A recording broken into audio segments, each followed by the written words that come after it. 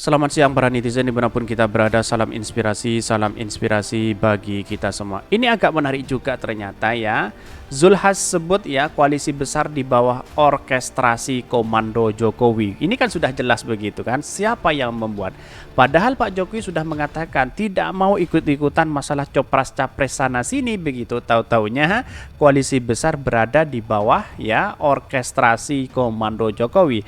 Akankah Pak Jokowi menjadi kingmaker atau apa ya? Bisa saja spekulasi yang muncul hari ini bisa mengatakan seperti itu begitu kan. Atau atas dasar kepentingan-kepentingan Pak Jokowi atau rasa gertakan ya kepada Ibu Megawati ya, karena PDIP selama ini tidak pernah ya tiket itu diberikan kepada Pak Ganjar. Bisa saja gertakan seperti itu begitu.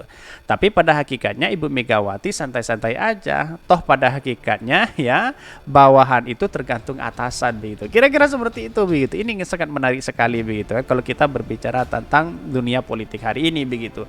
Prediksi saya bisa saja bubar karena kepentingan-kepentingan partai yang satu A ya ingin capres, yang satu B ingin cawapres, yang satunya lagi untuk menjadi RI1 dan sebagainya begitu. Kalkulasi inilah yang kemudian menjadi pertimbangan bahwa koalisi besar bisa jadi bubar begitu. Tetapi mari kita baca terlebih dahulu komentar-komentar netizen seperti ini. Ini komentar-komentar netizen ya. Zulhas sebut koalisi besar di bawah orkestrasi komando Jokowi. Jokowi itu karena masih jadi presiden aja makanya masih pada nempel. Kalau udah lengser dia nggak punya power apa-apa lagi. Ya di PDIP aja cuma dianggap anak bawang. Ini komentar-komentar netizen menarik sekali begitu ya. Ternyata koalisi besar diisi para ketum partai yang akalnya buntu. Ketum partai kok bergantung, harusnya nunggu dan selalu minta arahan petugas partai. Emang apa kelebihan petugas partai ya? Kalau jin pikiran ya, kalau jalan pikirannya koalisi seperti ini tinggal nunggu bubar sebelum berkembang. Ya bisa saja kekuatan itu berada di tangan rakyat, bukan berada di tangan seorang ketua umum partai begitu ya. Ya, bersatu padu melanggengkan ya oligarki, nepotisme dan sentralisme dan mencari wadah aman dari jerat hukum ya dan kasus korupsi dan money laundry ya. Kita bangga punya pemimpin yang inovatif bagi kepentingan bisnis kelompoknya. Hahaha. Ini apa yang saya bacakan pro dan kontra ya, tetapi ini bagian dari aspirasi masyarakat yang harus kita dengarkan juga begitu ya. Ini ketika presiden turun tangan dan membentuk koalisi itu sungguh penghargaan yang luar biasa bagi Anies Baswedan dan KPP. Karena artinya ya snowball effect ya panji perubahan yang dibawa Anies Baswedan dan KPP mendapat tempat sehingga harus dihadapi dengan powerful full power ya. Itu sudah over narasi. Apa iya ya komando Pak Jokowi atau dimaknai begitu? Jadi presiden Indonesia yang menaungi seluruh Indonesia dan seluruh kepentingan politik, partai dan semua pihak yang ikut pemilu di 2024. Apa nggak ada kerjaan ini ya mendak? Mau lebaran banyak yang harus dikontrol. Ya itulah kenapa menteri hari ini masih ngurusi copras-capres sana sini begitu. Aneh sekali begitu ya. Sebelum diresmikan orang-orang juga sudah pada tahu masa ya dari 7 hanya 5 yang dikumpulkan. Yang satu oke lah karena sudah deklarasi Anies. Tapi yang satu yakin Banteng kenapa nggak ikut. Tentunya tujuannya sudah kelihatannya bahwa ada niat untuk menghindari si Mirah. Kan ada ya kemungkinan sudah muha atau tidak sejalan lagi. Bisa saja seperti itu begitu. Atau atas perintah siapa Pak Jokowi bisa seperti itu begitu ya. Ya sekarang rakyat sudah ditinggalkan begitu kan, sudah tidak dipikirkan lagi seolah-olah seperti itu begitu. Bagaimana mungkin seorang presiden dan ketua partai di situ sibuk copras-capres sana sini begitu, bermanover sana sini begitu kan? Seharusnya fokus kepada masyarakat begitu. Apa yang terjadi? Masyarakat menjadi tontonan begitu kan hari ini begitu ya. Bahkan ini gimana ya perasaannya Bu Mega? Ya harus perasaan rakyat sih yang diperhatikan ya. Dibohongin berkali-kali sampai mau selesai jabatan juga masih cawe-cawe. Bisa saja seperti itu ini. Cuman di era Jokowi begitu mau lengser ya ke perobohan ya malah makin sibuk siapkan penggantinya, nggak fokus lagi ngurusi negara. Apa karena Jokowi ketakutan setelah lengser nanti dia keluarga bisa diadili di pengadilan jika persidangan ke depan bukan pilihan? Gitu aja. Tetapi mari kita baca terlebih dahulu beritanya seperti ini. Ini beritanya ini agak menarik begitu ya. Zulhas sebut koalisi besar di bawah orkestrasi komando Jokowi. Dikutip dari CNN Indonesia ya.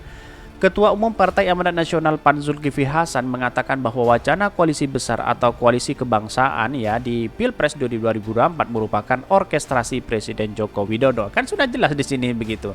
Pak Jokowi yang bermain di situ begitu ya. Mungkin setelah tidak menjabat lagi bisa ikut andil di situ begitu. Dia mengatakan itu ya usai berkunjung ke rumah Ketua Umum Partai Gerindra Prabowo Subianto ya perlu kebersamaan kita untuk memajukan negeri ini. Itulah salah satu tentu semuanya di bawah orkestrasi komando Pak Jokowi, ujar Zulhas di Kartanegara ya. Bahkan Zulhas mengatakan PAN dan siap berkontribusi untuk kemajuan bangsa dengan koalisi yang memiliki kesamaan komitmen. Bahkan dia percaya Indonesia punya segala potensi untuk menjadi negara maju dan besar. Ia juga mengaku membicarakan hal tersebut dengan Prabowo. Ya, kalau berbicara seperti itu di depan halayak umum, negara maju, negara besar, tahu-taunya di dalam sendiri ya seperti ini begitu kan ya. Masih angka kemiskinan masih menyelimuti bangsa kita begitu. Bahkan korupsi yang terjadi selama ini sudah banyak luar biasa begitu kan ya. Kok bisa-bisanya orang mengatakan berpotensi menjadi negara maju besar di negara Indonesia itu sendiri kalau demokrasinya seperti ini begitu kan ya. Ada di negara-negara lain ya demokrasi kita maju tapi ekonominya menurun. Tetapi ada ekonominya menurun tapi demokrasinya maju. Banyak negara-negara lain itu menjadi contoh. Bangsa Indonesia seperti apa? Negara ekonominya juga seperti itu ya, demokrasinya carut marut, tidak ada kelebihan apa lagi begitu ya. Ya, sedangkan para menteri dan presiden ya sibuk copras-capres, cawi-cawi seperti ini begitu kan ya. Ya kan rakyat kan menjadi bingung hari ini begitu. Apa yang mau menjadi negara maju kalau seperti ini terus begitu. Berbeda dengan negara lain. Negara lain itu demokrasinya ada yang hancur tapi ekonominya baik begitu kan ya. Ada ekonominya baik tapi demokrasinya hancur begitu. Indonesia kan tidak di situ begitu. Jadi artinya selama ini kalau Pak Zulhas mengatakan potensi-potensi besar negara kita untuk maju di mana, kalau seperti ini dirinya sudah sibuk cawe-cawe sana sini begitu ya. Bahkan dia percaya Indonesia punya segala potensi ya, apalagi sekarang sudah masuk tahun politik di 2024 ya. Ada pemilu serentak, negara besar enggak mungkin diurus 1-2, akan tetapi harus besar juga yang mengurus. Yang kita kadang-kadang saja ya, saya sebut koalisi kebangsaan itu.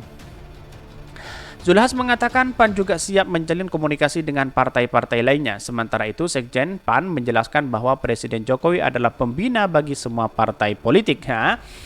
Dalam hal ini, Jokowi menghendaki agar partai politik tidak bergejolak dalam menghadapi Pilpres di 2024 yang bisa mengganggu stabilitas serta perekonomian.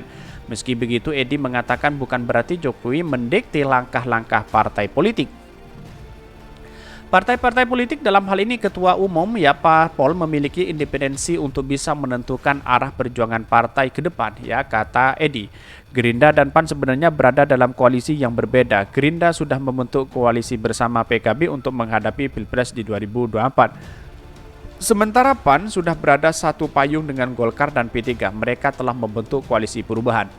Akan tetapi dua koalisi partai itu sama-sama belum membentukkan capres dari cawapres yang akan diusung. Bahkan wacana pembentukan koalisi besar telah tercetus saat petinggi-petinggi partai politik ya bertemu di kantor DPP PAN ya beberapa waktu lalu. Presiden Jokowi pun hadir di sana. Ketum Partai Gerindra Prabowo Subianto menyebutkan dasar pembentukan koalisi besar karena memiliki tujuan yang sama, yakni meneruskan kebijakan Jokowi. Kita merasa ada frekuensi yang sama, ada kecocokan dan kalau lihat pimpinan partai kita sudah masuk. Pak Caimin ya, kita sudah masuk timnya Pak Jokowi. Wah, ya pada hakikatnya ya kenapa Pak Prabowo sampai segitunya kepada Pak Jokowi begitu kan ya. Tahu sendirilah hati Pak Jokowi pasti yang diprioritaskan adalah partai PDIP begitu.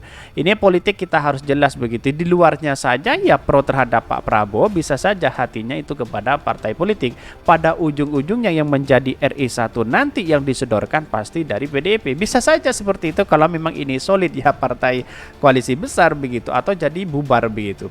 Walaupun tidak jadi bubar ya mungkin Pak Prabowo minggat atau Caimin minggat di situ begitu. Akhirnya KIB bergabung kepada PDIP. Bisa saja seperti itu begitu. Atas komando Pak Jokowi juga begitu. Ya saya rasa politik hari ini masih dinamis ya, masih muncul spekulasi sih analisis-analisis seperti ini. Tetapi ya Perdebatan-perdebatan ini, adu narasi dan edukasi itu sangat baik.